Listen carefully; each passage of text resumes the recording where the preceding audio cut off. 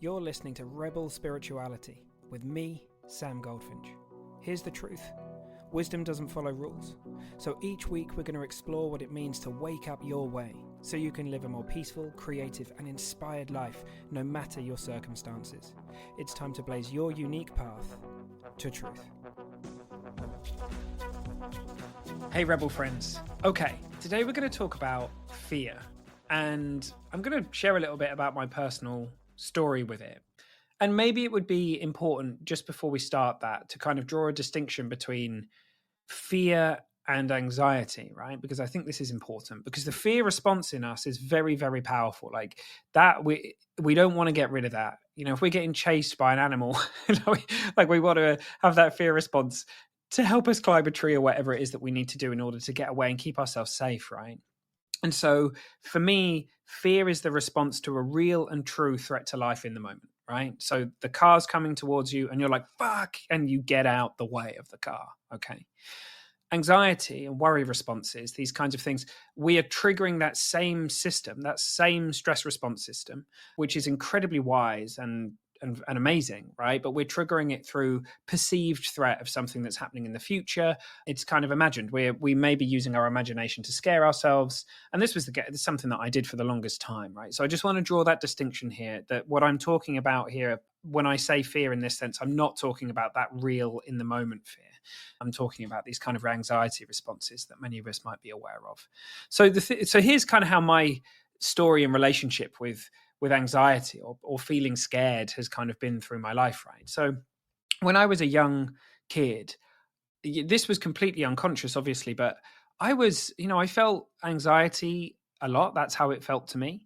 I had definitely, I wouldn't say I'd necessarily absorbed it as part of my identity at that point, but even by the age of 4 or 5, I had some very kind of deep OCD tendencies happening, right? So I can remember some of my earliest memories from school were me being in a real panic response based on seemingly very small things about not knowing where some of my things were, losing my bag or something like that.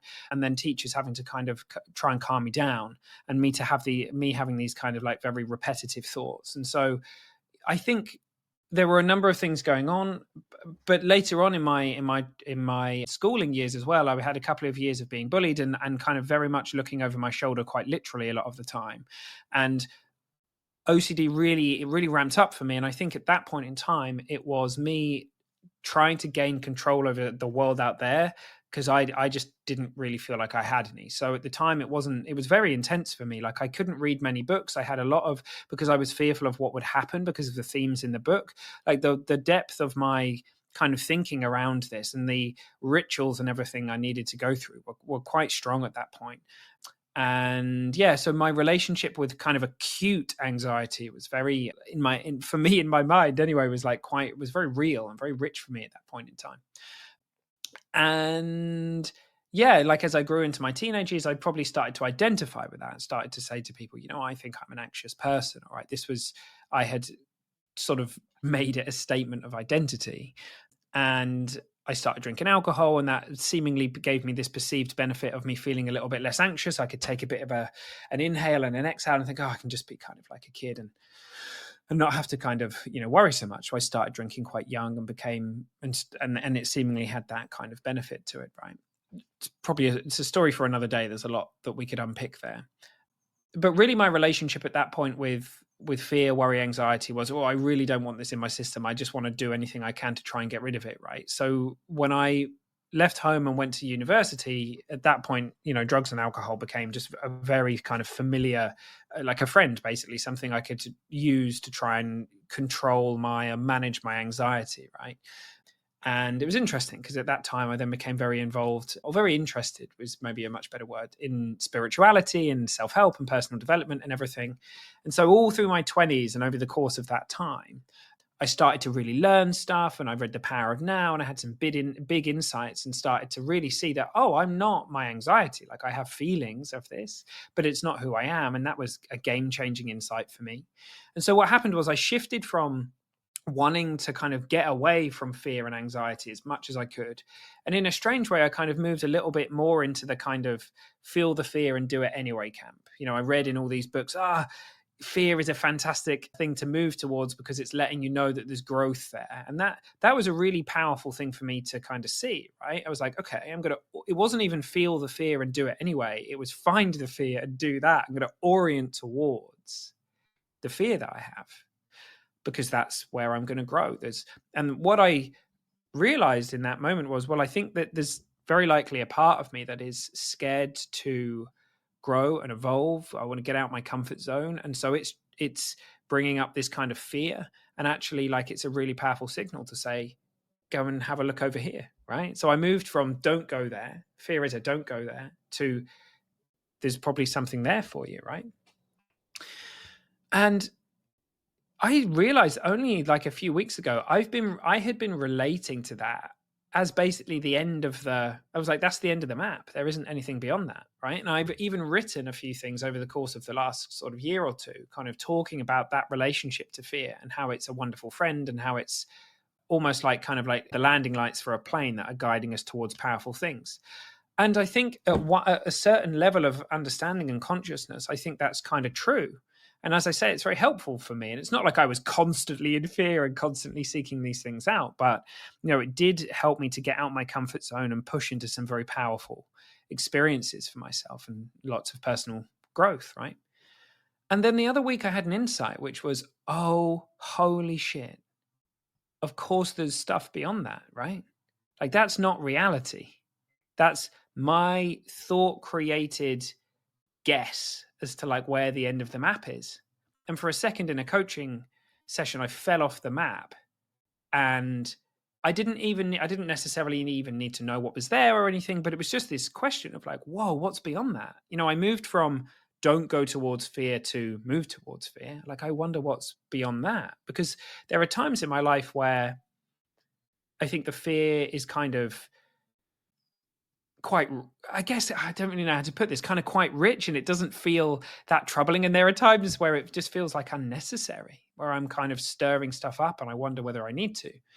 And so I've just been sitting with that for a few weeks. And I've realized that unbeknown to me, like, I've been orienting towards a whole bunch of stuff in my life using love and excitement and inspiration. And I just kind of missed it. I had this story that the biggest things that were happening because of, like, me orienting towards the things that were like freaking me out because I was going to grow the most. But I'm like, no, wow, there's other really amazing stuff going on. Now, Sid Banks always used to say, there's information in the feeling, like in that beautiful feeling and the feeling of the formless dimension, that feeling of wisdom, of being guided. That's beautiful. It's a powerful feeling and there's information there. And in my experience of coaching people now, when people unlock their heart's desire, it very often comes with a really wonderful, beautiful feeling of, oh yeah, that's what I want. That's what I want to create. That's who I want to be, right? And I'm like, oh, there really is a lot more beyond that. There's a huge amount more beyond that. And other things started floating into my head, like that thing we often say, which is, well, if you care about something, you have to be nervous about it, right? That's showing that you care. And I'm not saying that's right or wrong, but what I'm doing is just relating to that as like, is that true? Like, we hear these things. I'm going to make a video on, you can't teach an old dog new tricks. It's like, is that true? Do we have to feel nervous about something? Like, are there other ways that we could be relating to it? Could we be feeling different? And look, this all boils down again to the fact that we live in the experience of the principle of thought taking form in the moment, right? It's this incredible spiritual gift that's bringing reality to life for me, and it's bringing reality to life for you. And it allows us to live in these wonderfully unique, separate reality tunnels. And yet, from the formless space, we're all this one being having all these experiences all across the planet, right? Which is the place from which the illusion of separation falls away, and we realize that we're just that one thing, we're that one thing experiencing life. And so I'm just curious, what is beyond the edge of fear as I had it set out before? I wonder what could happen in my life. I wonder how life will be now, knowing that, just having had that big insight and the map kind of expanding out and just sitting in the question of, I wonder what's beyond that. I wonder what's beyond that. So I'll be reporting back. I'll let you know. But thought is sneaky, right? Thought it really doesn't feel like thought a lot of the time, right? We think we're dealing with the edge of reality. So for me, I was like, oh, this is just how it goes. You orient towards fear. That's where personal growth comes from. Da da da da da. And I couldn't see that there was anything beyond it until I did, right? Through the power of an insight. And then you go, whoa, I hadn't even noticed that I'd been relating to that as if it was literally the edge of reality. And it isn't. It isn't the edge of reality. It's much more incredible and magical than that. It was the edge of my perception, which just shifted. And as Marianne Williamson says, a miracle is a shift in perception. So to me, that feels like a miracle. All right, team. I hope you have an awesome day. Let me know what you think in the comments and all that stuff. See you soon.